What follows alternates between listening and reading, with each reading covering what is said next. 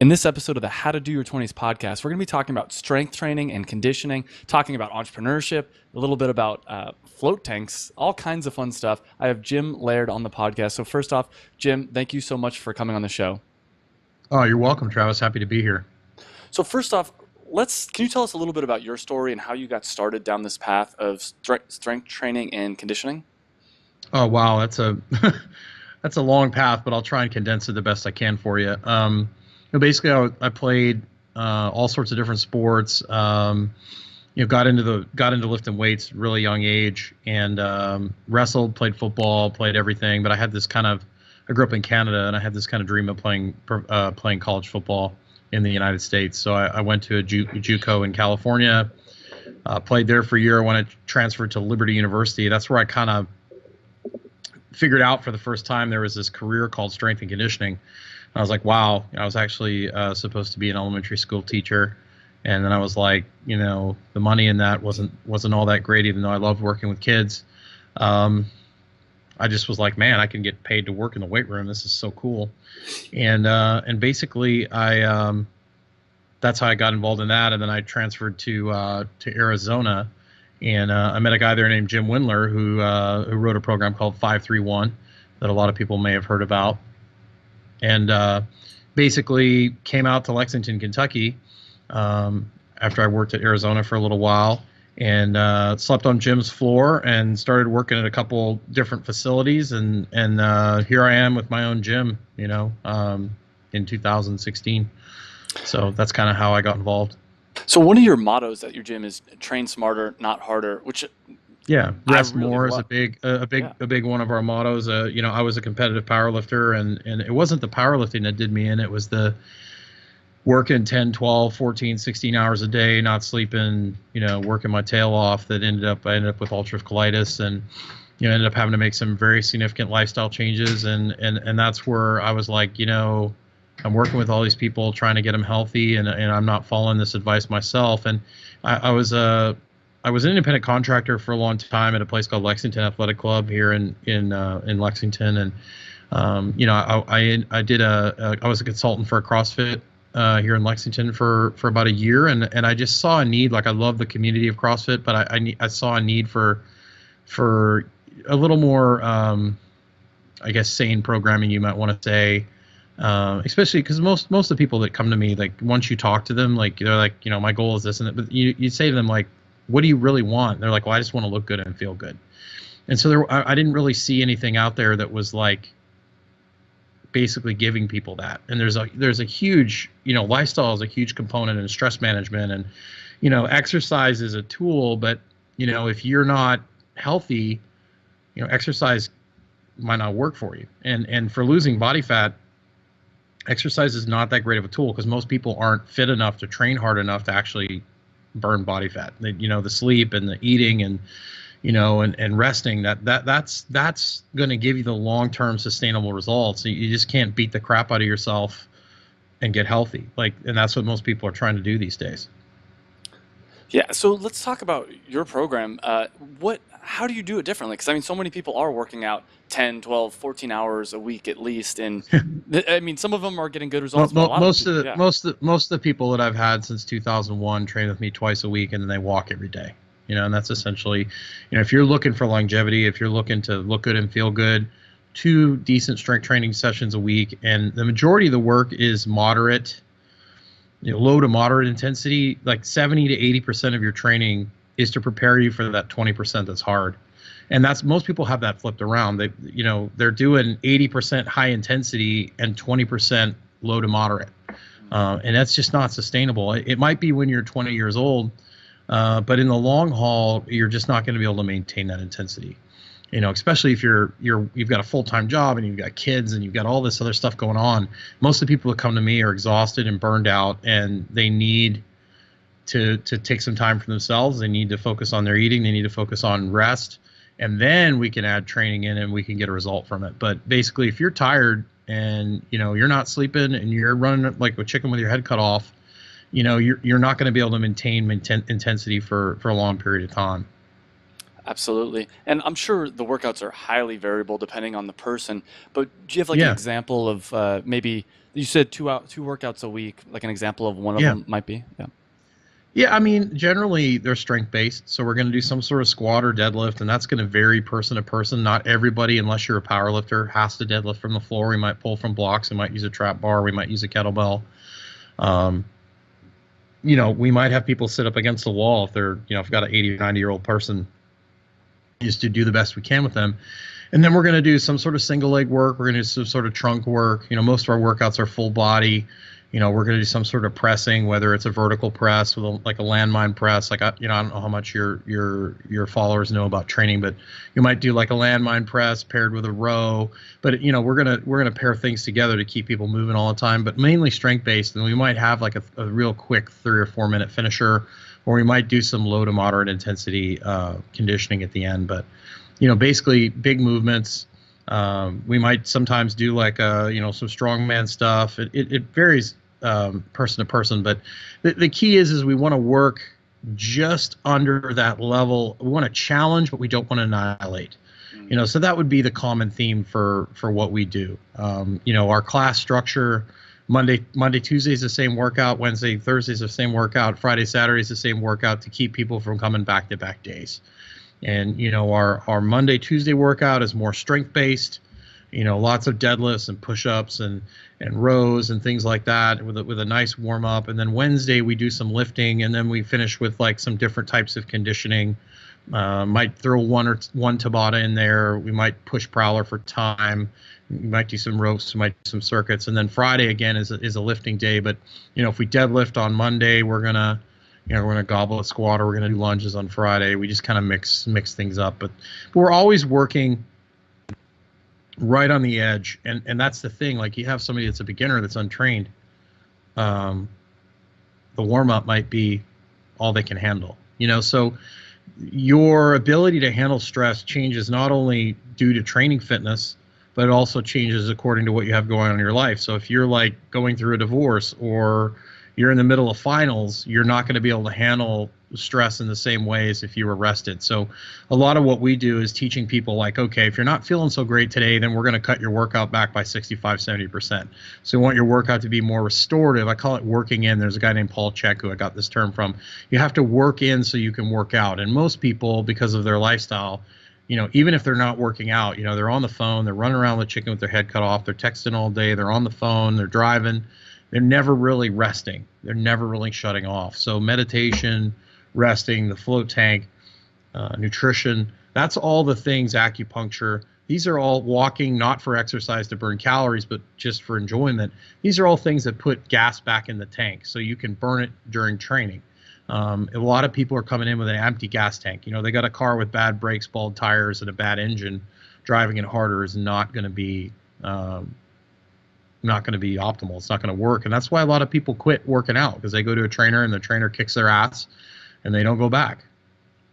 So it sounds like, and maybe I'm wrong here, but a lot of the beginners make the mistake of coming in with an empty tank. Is there other mistakes that you commonly see people that are first starting with you? Yeah. Oh, well, lack of fundamentals. Yeah. And it's different now, especially a lot of the 20-year-old kids I've seen, we're in this era of playing one sport. We aren't like when I grew up. I'm 41 years old. I grew up shoveling snow. I grew up working on a farm. I grew up doing manual labor, like jackhammers, and I played every sport imaginable. We were never inside. We were riding our bikes. We were getting in fights. We could get into a fight. We wouldn't get thrown in jail. And kids today, this generation that's like early 20s, they didn't work on farms. They've never mowed grass. I got a kid that came in here from college. He'd never mopped the floor before. He didn't even know how to turn on a vacuum. So it's a different world today. So kids today, they don't have that general physical preparedness. So they jump into training, and they jump into, P90X or CrossFit or whatever else. And they don't have that library of learning. And kids, we're really destroying our children, because what's happening is children learn through play. And so we're putting kids in a desk at an earlier age, where up to the 3rd grade, they should be playing. They should be playing games, and they should be learning and having fun.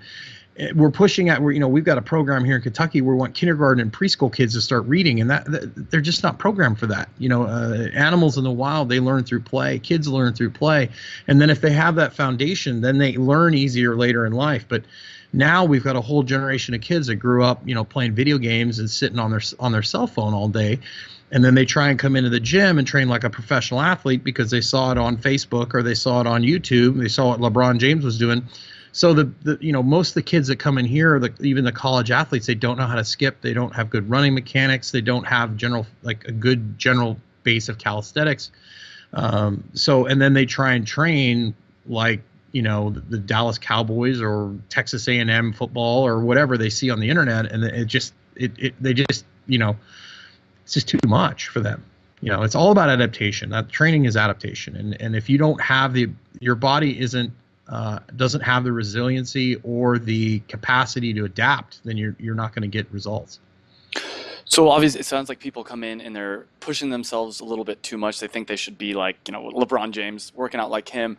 Instead, how can someone develop the fundamentals? I mean, that's even an issue I'm sure I've had. A lot of the looking at people like Dan John and people like Pavel Testuini, I can't even pronounce his last name, but Pavel, developing the ability to hinge. There's lots of great information out there. People like Eric Cressy, Mike Robertson have all sorts of great stuff. But can you hinge through your hips and not through your spine? And there's two segments in our society. There's people that haven't done anything, and then there's people that have done a whole bunch.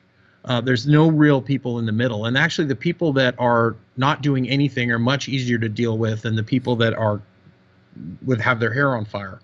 I see a variety of different people, but everybody wants the fancy stuff. Nobody wants to work on, Coach Summers, who worked with the U.S. gymnastics team for years. He's been on Tim Ferriss and all that kind of stuff, Rob Wolf. And, he's a good, I chat with him from time to time. And he talks about, gymnasts, 70-80% of their training is very low, like rope climbs, bear crawls, very low level stuff to prepare them for the handstands and to prepare them for the tumbling stuff. People don't want to do that work to prepare them they just want to jump right to the fancy stuff.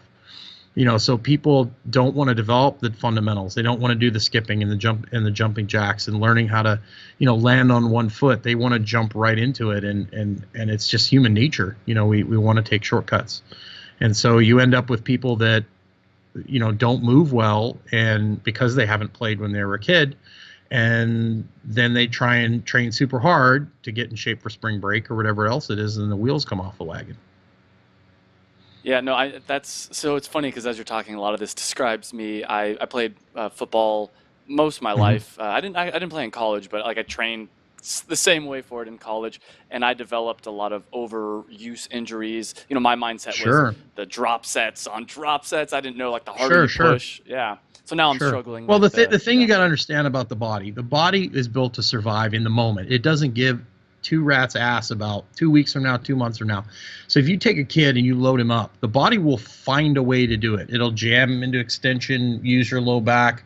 The body will find a way. So you want to challenge the body in a way that's good biomechanically, right on the edge, without pushing him into this emergency state, like a high threshold state.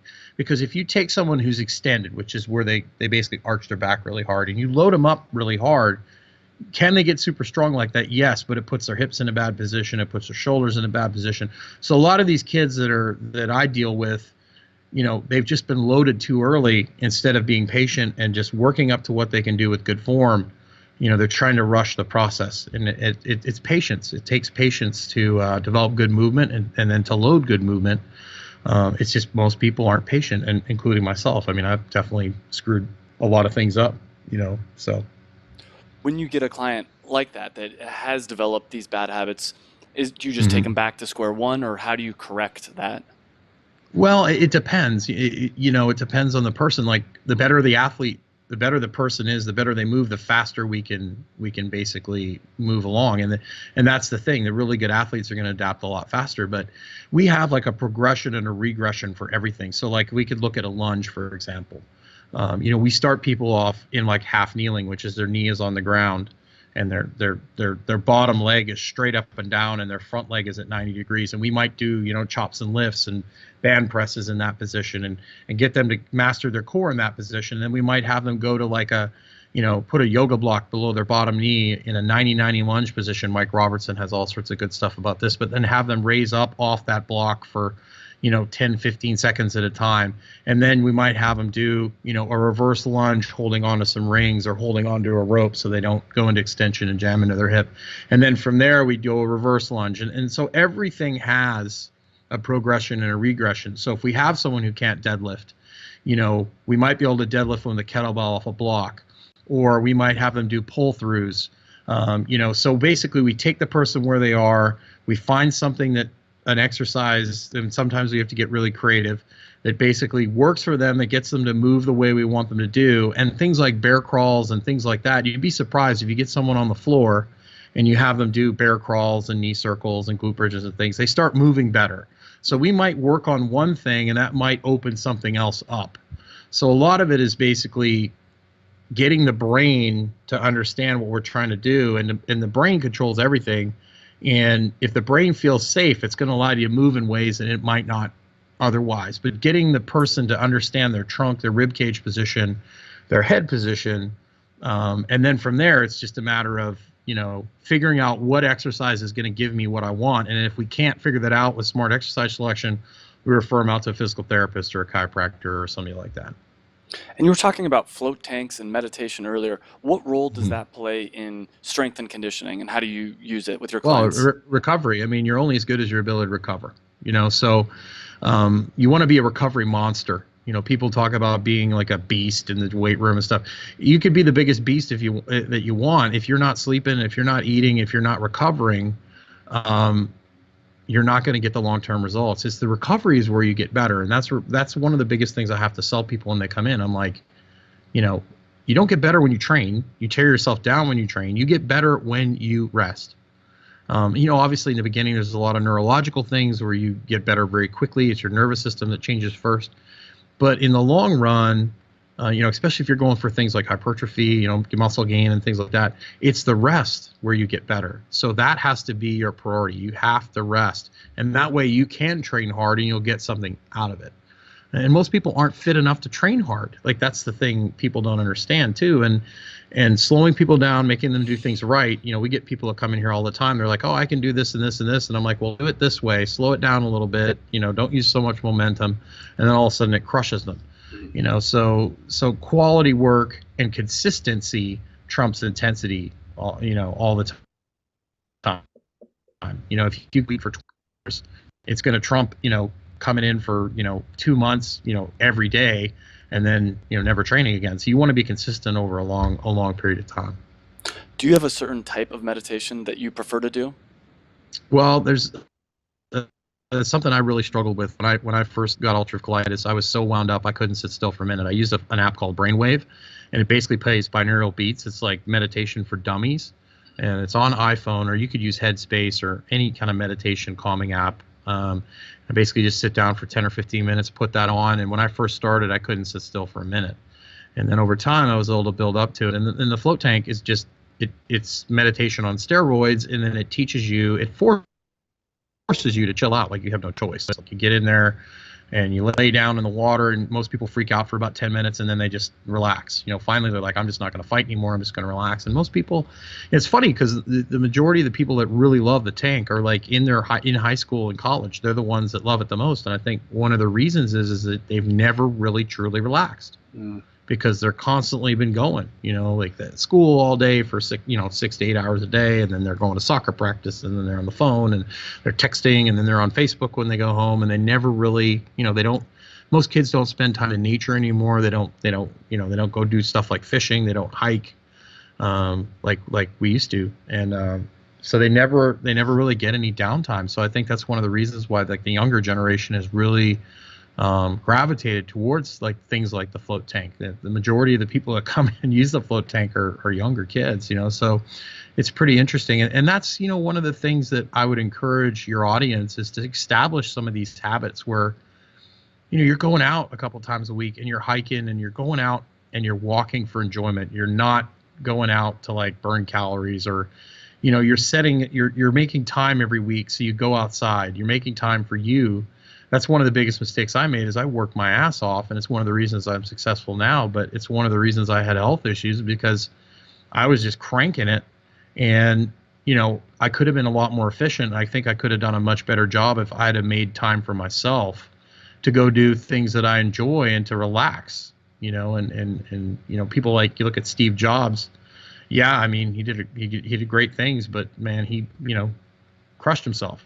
So a lot of the things that make us great at what we do also kill us.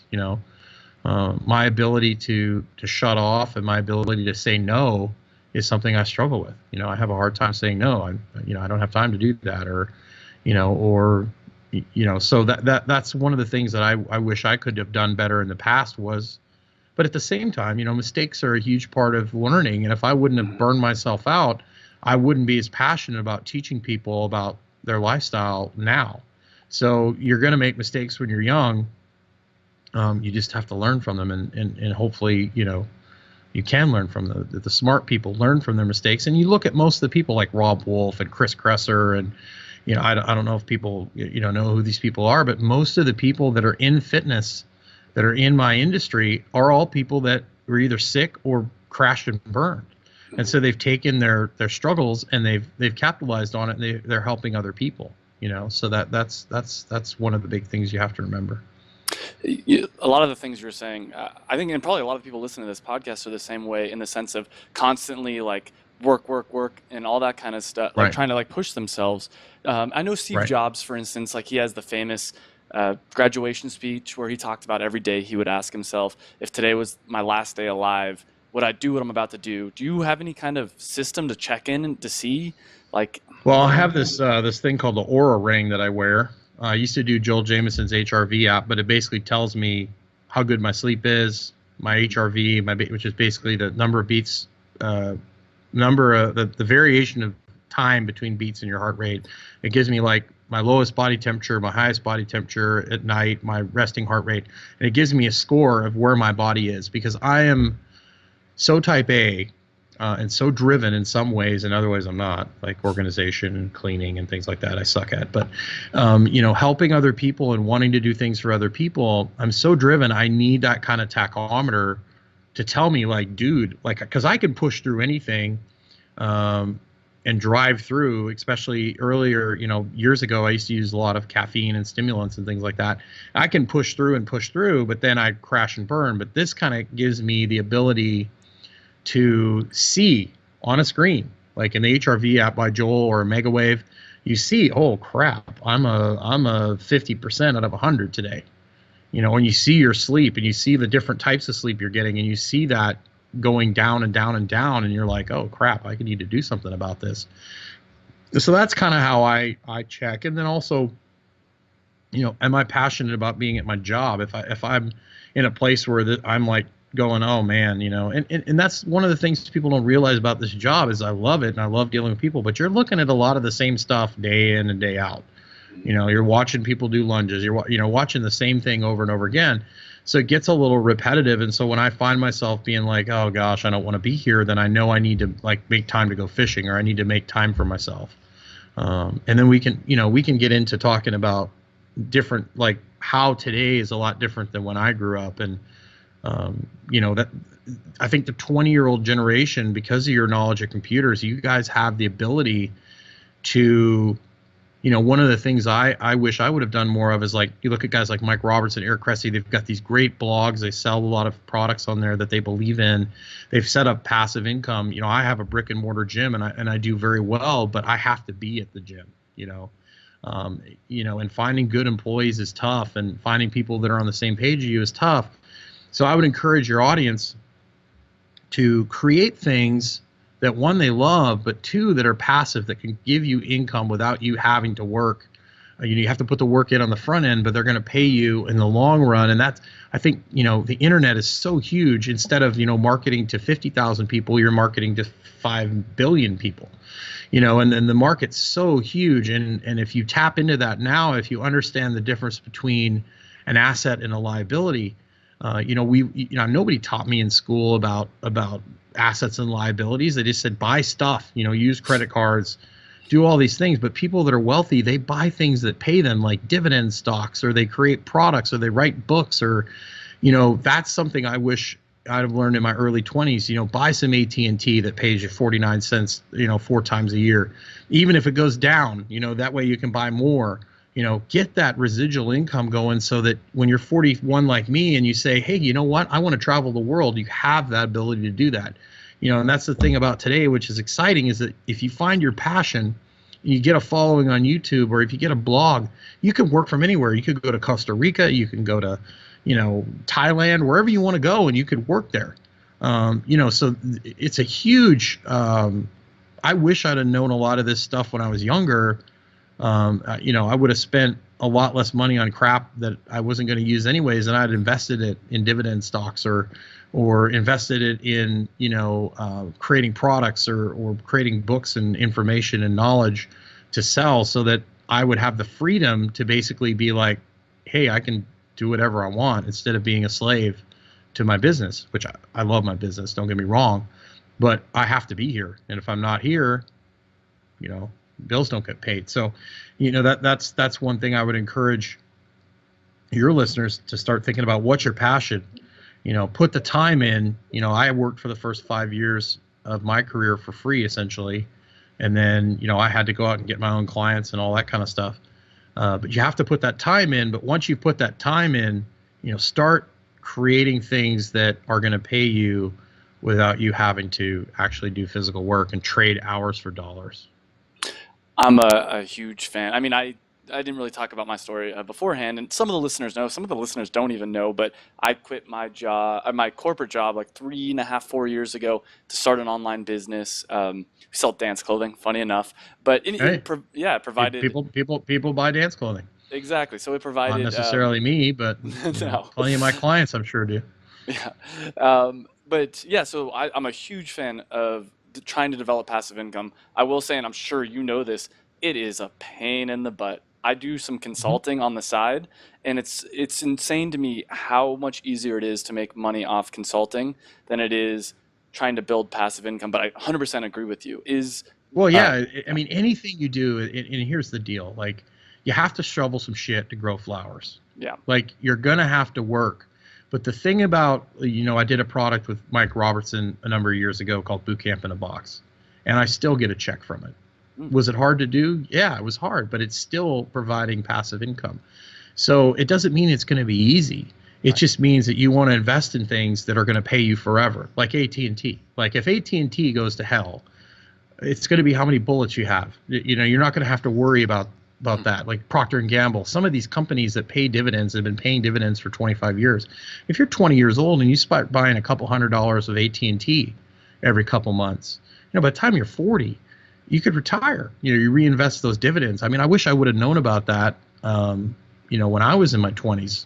Hey, free money, you get this dividend thing, and those are really easy things to do, and anybody can get online now on an Ameritrade account or whatever else, ShareBuilder, whatever else there is. That's just a no-brainer. So you take some of that money, waiting tables, and you instead of spending it on stupid stuff, you take a little bit of it and you put it aside and you put it in there, and then it pays you for the rest of your life. That $30 share pays you forever. And then if you can reinvest some of those dividends, I mean, it can turn into a huge snowball. So, I mean, it doesn't matter what you're going to do. You're going to have to work your ass off. I mean, that's one of the things I deal with kids that come in here. They think they're just going to jump in and start training people. Well, I'd say, the average intern that comes in here, they're looking at 2 to 3 years before they're going to be good at training people. I mean, 2 to 3 years of working their ass off. So no matter what you do, you're going to have to work hard. It's just that you want to try and create assets instead of liabilities, taking your check and buying some things that are going to pay you for the rest of your life, as opposed to just blowing it on like a fancy car and getting a big apartment. And, I wish I would have lived a little bit more below my means when I was younger.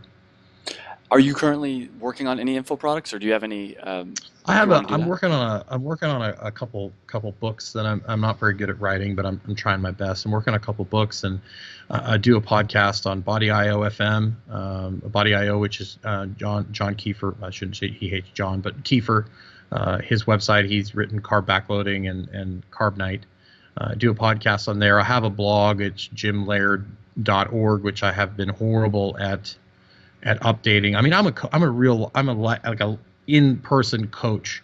And I did that thing with Mike Robertson a few years ago, but I struggle with doing the online stuff and staying consistent with that. But that's something I'm trying to work more on now, and I do some consulting and things like that so that I can create some more passive type income and appeal to a broader audience and lay the foundation for giving me different options for 5-10 years down the road, depending on what I want to do with myself. Do you do YouTube as well?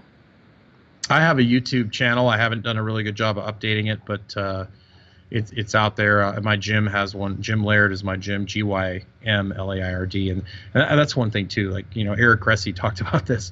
He has a place called Cressy Performance in Boston. He's like, well, he says it's great to name the gym after yourself, but then people expect to be working with you when they come in. So it's a blessing and a curse at the same time. But yeah, I have a YouTube channel. I haven't done a really good job of keeping up with it. But I have a blog. I have tons and tons of podcasts. If you Google my name, it'll pull up a million different podcasts with like Rob Wolf and on Kiefer's stuff. And then, I've done a number of different podcasts with different people. So I like talking. I'm really, good at talking. I have trouble shutting up sometimes, but talking is much easier for me to communicate than it is for me to sit down and write stuff. So. And I'm the same way, hence why I do the podcast. And YouTube, the reason I brought up YouTube is, especially because you said you're very good at in-person, I was just curious. Right. I like doing YouTube because it's very much like, all right, here's my thought, Yes. 5-minute. Writing for me, similar, is kind of, Yes. it's a lot more difficult. So. Right. I have a really hard time. I've actually been doing something called, what's it called? Neurofeedback.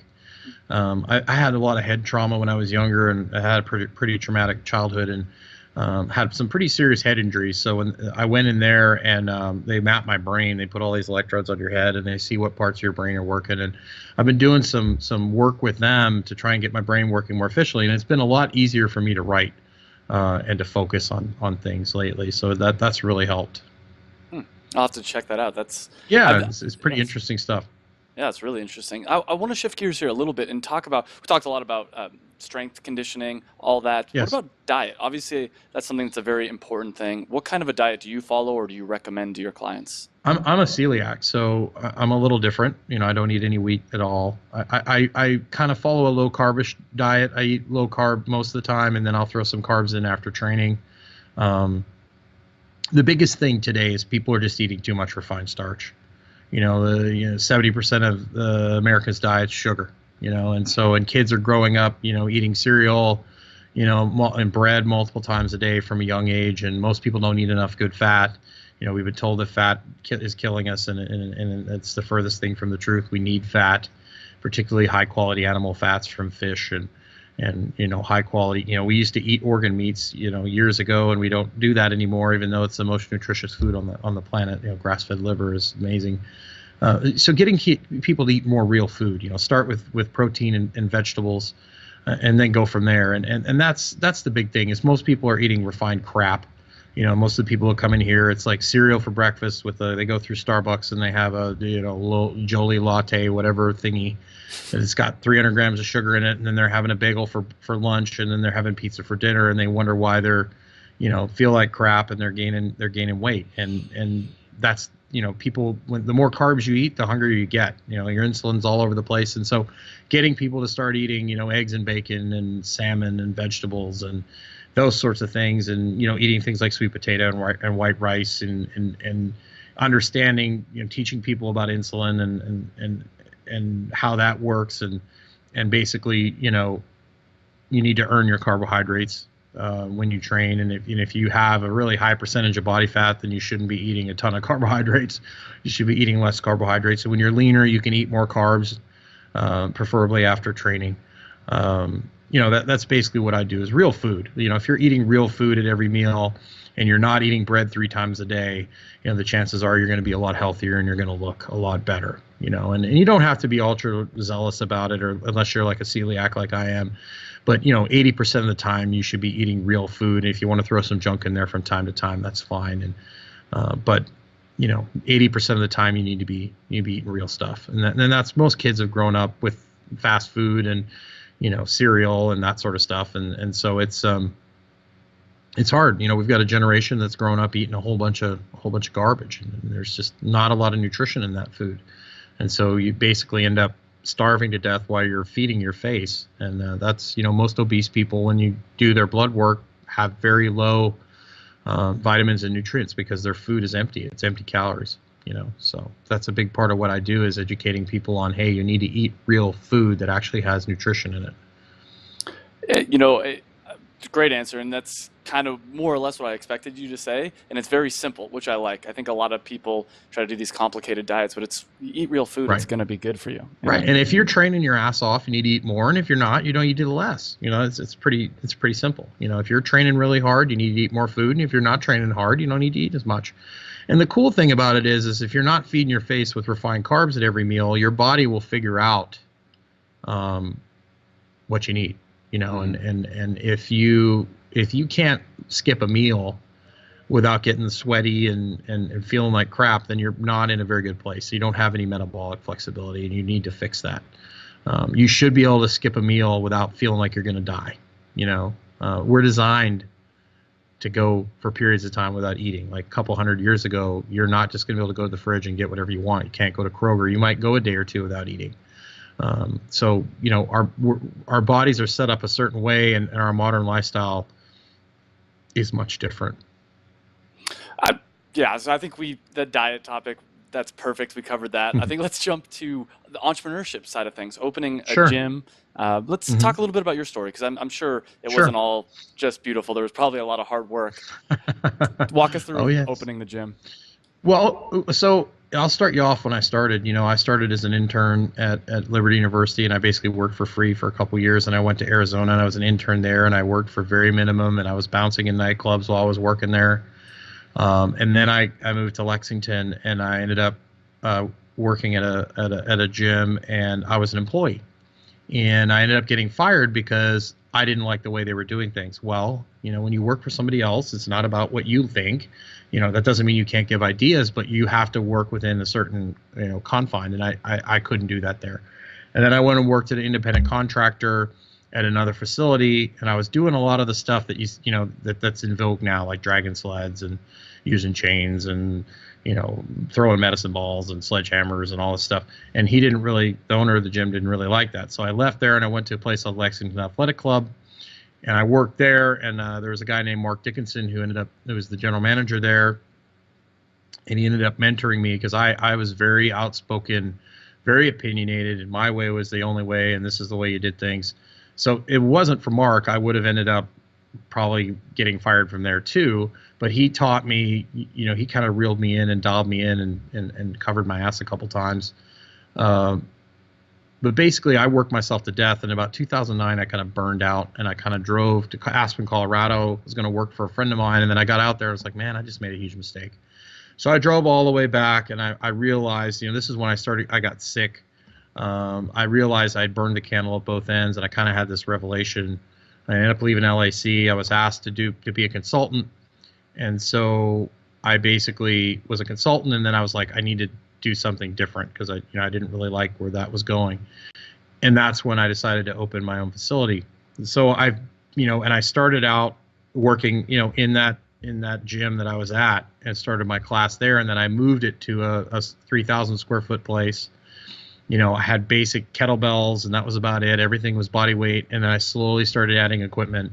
And then about 2 years later, I moved to an 8,000 square foot place. And then I added more. And just as I grew, I added more. So a lot of people want to go out and buy all this fancy stuff, and they want to get all this, fancy place. But I basically started, I had about, 75 clients when I opened my gym.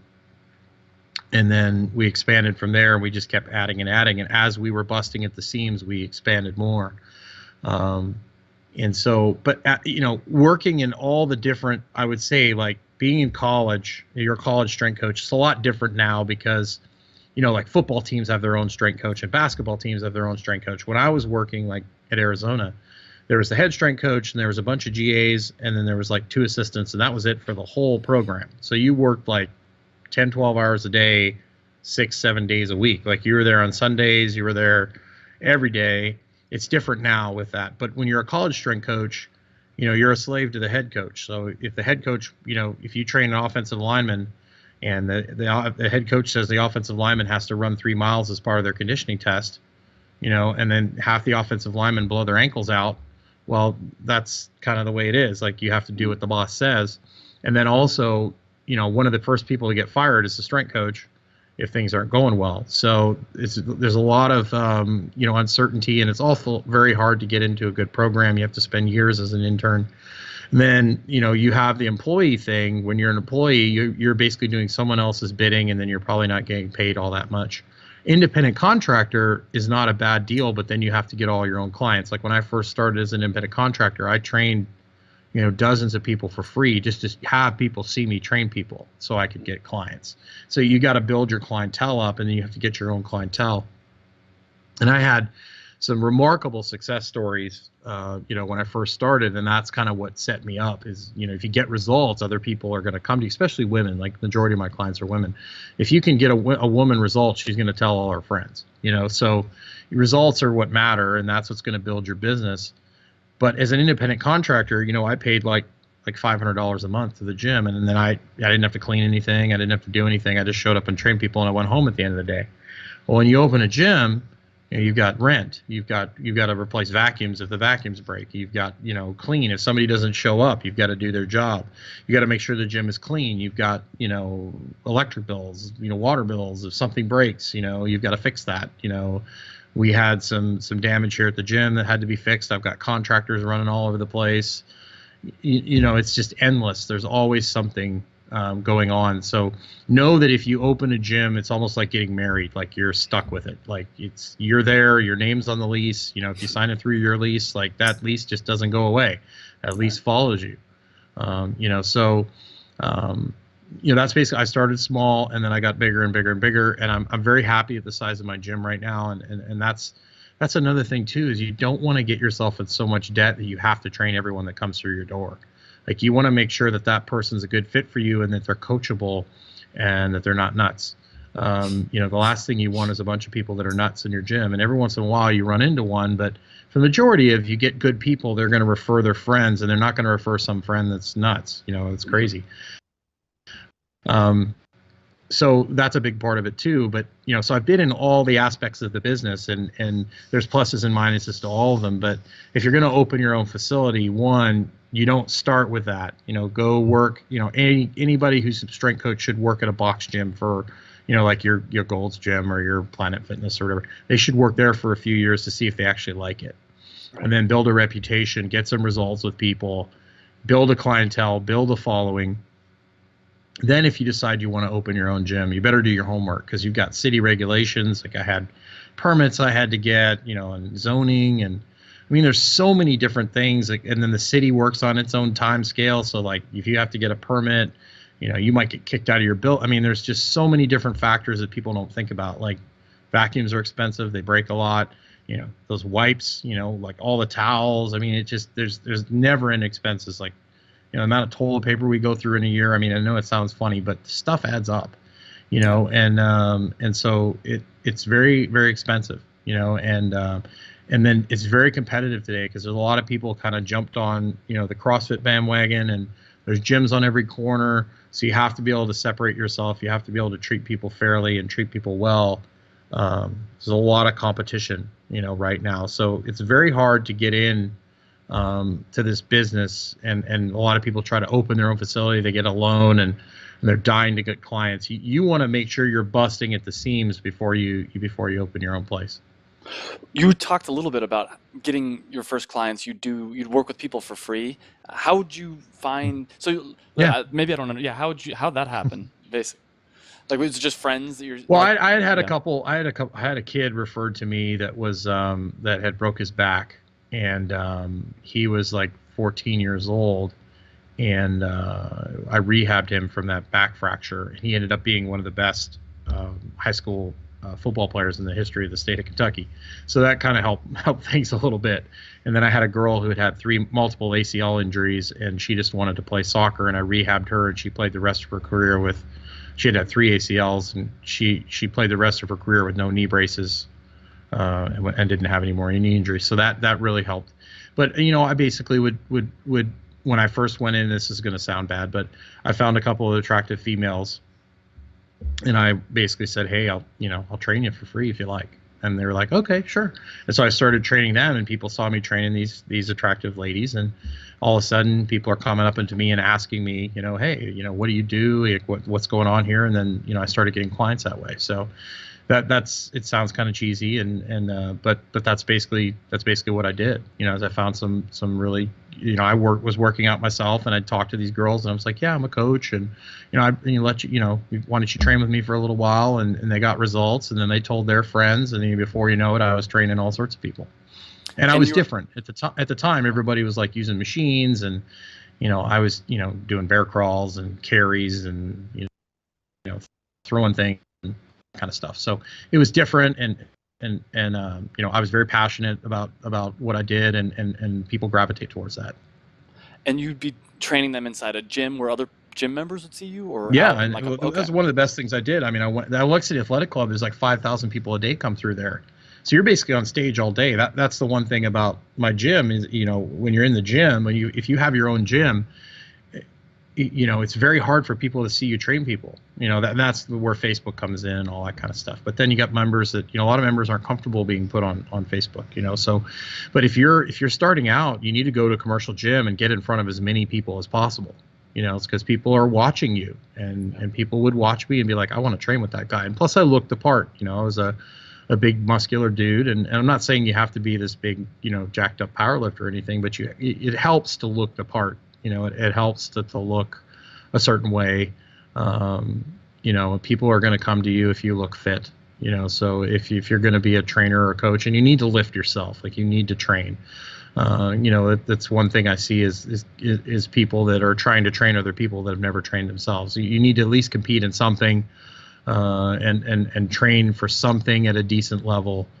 You don't have to be an Olympian, but you do need to learn, because a lot of the coaching is knowing what it feels like to do it wrong, and knowing what it feels like, and then you can relate to people. They're like, oh, that's normal, or, that's okay. Or, teaching yourself how to do it is basically a really good way to teach other people how to do it. If you can't do it yourself, you probably are not going to do a very good job coaching other people on it.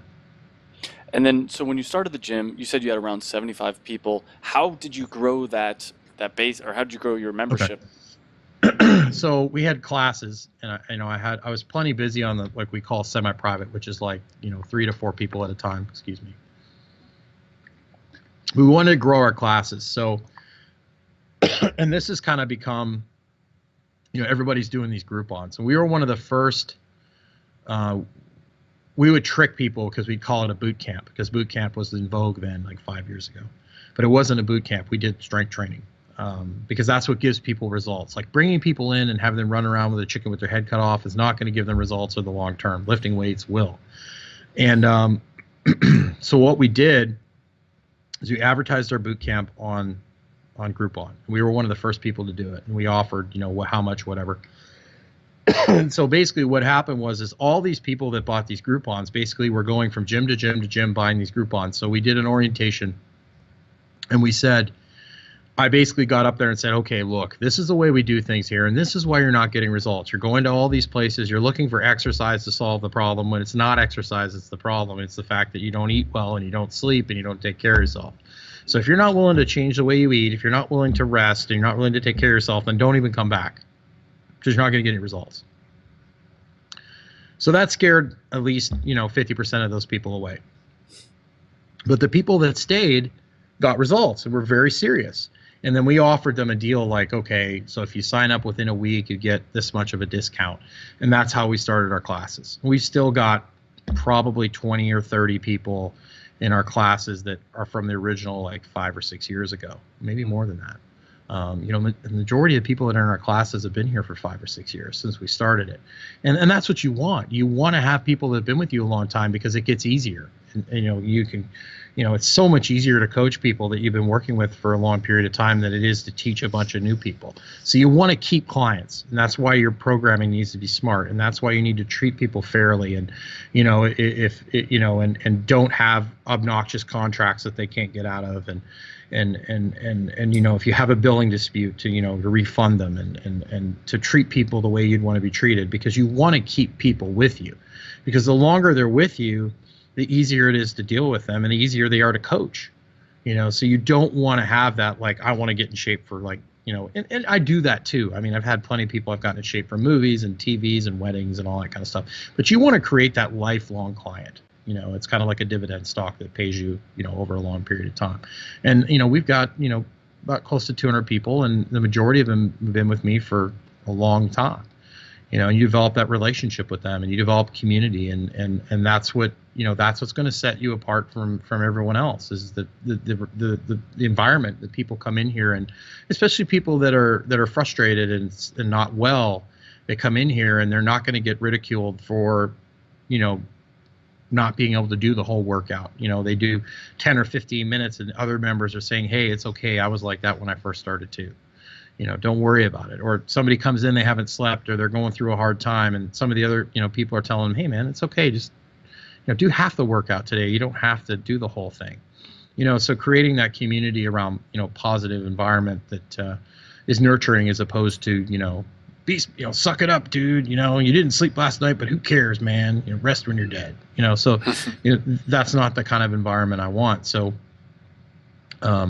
I can't even remember what your question is at this point, but we were just talking about that's, going from the 75. We did the Groupon, and once we did that we did it twice, I think, and then we had all the people we needed, and Groupon kept calling me, I want to do another Groupon. I'm like, no. We did that Groupon, and we got the people we want, and now we're going to focus on keeping them and doing a good job with them, and then the referrals will continue to grow the business. And it has. We pick up usually 2 to 3 people a week. Some of them I turn down, some of them I don't. And honestly, when I do an assessment with people, I sit down and say, I do a consultation. I say, I don't need your business. We're going to do a couple sessions. We're going to see if you're a good fit for me, and if you're a good fit, if we're a good fit for each other. And if not, no offense, but we have to make sure that we're on the same page here.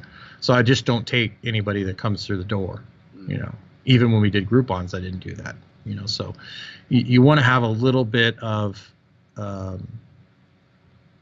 we need to have some boundaries and some limits.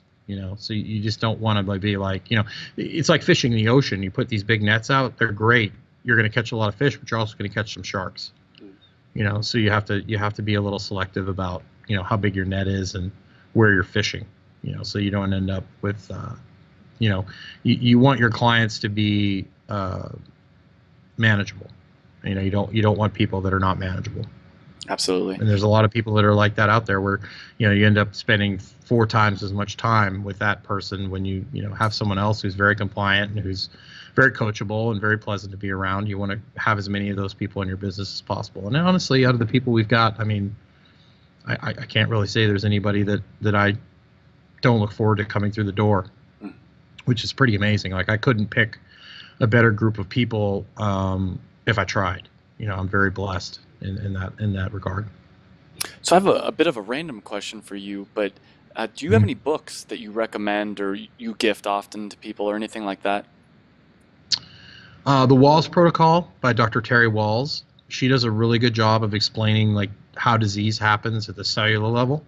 Obviously she was a medical doctor who got MS, who was in a wheelchair, and then basically fixed her, basically cured her MS put it in remission through diet, lifestyle, stress, all that kind of stuff. But you don't have to go to to the level that she goes to, but she does a great job explaining how disease works, how it works at the cellular level, and food and all these different things. That's a phenomenal book. Good to Great is also a phenomenal book about business, about getting the right people on the bus. That's another book that I give out to people all the time. The Great Cholesterol Myth by Johnny Bowden, and I can't remember the cardiologist that's in that book. It talks about eating real food. It talks about basically that, sugar and stress and lack of sleep is the main cause of heart disease, not the fact that we're eating, fat. So that's a really good book that I give out a lot to people. But Good to Great, the Walls Protocol, and The Great Cholesterol Myth are books I give out, all the time. Out of curiosity, one book that came to mind when you were talking earlier about like managing the gym is the E-Myth. Have you ever read the E-Myth? Yes, I do. That's on Audible. I've got 3 million books on Audible, and I listen to stuff. I learn through listening. I'm the same way. I learn through dialogue. I learn through debate. I have a hard time sitting down and actually reading stuff. So I learn through watching and listening. So Audible is, every time I go for a ride or a drive, and I'll usually listen to Audible about 15 minutes before I go to bed, just to kind of relax and unwind. But yeah, the E-Myth is great. All the Rich Dad Poor Dad books are phenomenal. Those are all fantastic to read. Teaching you about the different entrepreneurs versus sole proprietors versus businesses, investor, all these different things, and cash flow. That's very important as well. And then when you were talking about assets versus liabilities, I was like, okay, that seems very much like a Rich Dad Poor Dad. Yes, I'm a huge fan of his. He has a good podcast too. He's very opinionated, which I love. Yeah. I know we need to wrap up here. I have one last question for you, and this is just general advice for people in their 20s. It could be about strength. It doesn't have to be about anything we've talked about so far, but if you had general advice, you wish you would have known in your 20s, basically. Make time for you. It's like the plane is crashing. The plane, the pressurization's gone, the oxygen mask dropped down. They tell you, the way they tell you, put the mask on yourself first, then put it on somebody else. Make time for you. Schedule that first. Pay yourself first. Make sure you're paying yourself. Invest in things that are going to pay you. But get into good habits young with self-care. If you've never hiked in the outdoors, go out and start doing that. It might, maybe it's archery or fishing or maybe you play ultimate frisbee or something, but you need to do something where it's enjoyable and relaxing. Go to the park a couple times a week and just lay in the grass and just chill. Just chill. Do that. Make time for yourself. Make time for your family. Life's too short to just blast through and be running around with a chicken with your head cut off. I mean, there's no. I sit here and I feel good. I'm healthy after years of getting myself healthy. I sit here. I'm 41 years old. I'm like, where the hell did it go? I'm like, it's gone. I mean, I literally get up in the morning and I'm like, man, it was yesterday I was in college. Like it flies by so fast. And I tell this to all the college kids I work with and the high school kids I work with, like, enjoy this time because it's the best time of your life. And it's so true. Like the years of your 20s, yes, you want to work hard, but also take time for yourself so you can actually enjoy it because, man, it goes so fast. It's gone, literally gone.